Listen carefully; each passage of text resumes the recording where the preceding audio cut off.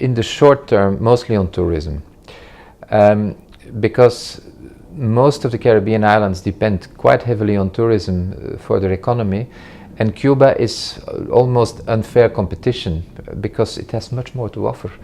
So there is a certain anxiety in many of the other islands about Cuban competition in the short run, because it's been the forbidden fruit for Americans for more than half a century, and so the level of interest is very high. So we will see a tsunami of US tourists coming, and that means they're not going to the Dominican Republic or to Jamaica, basically, you know. On the other hand, there are niches for tourism for everybody, but the anxiety in the short run in the other Caribbean countries is the competition in tourism. The other thing in the long run is shipping. Cuba is an ideal location for transshipment from the Panama Canal to the Atlantic seaboard in the US, and also there is competition with other Caribbean islands.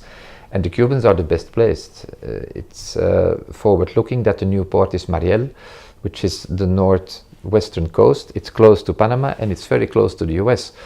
Other transshipment ports are much further to the south or to the east. So there will be competition. There is anxiety about tourism. When it comes to investment, I don't know. Investment in the other Caribbean islands has been going up and down. There is not all that much foreign manufacturing going on anymore. I think where Cuba might become a competitor is in services, for instance, because they have a highly educated level of population. I don't think the Cubans will want to enter industrial production on a low wage basis, because that's not their thing.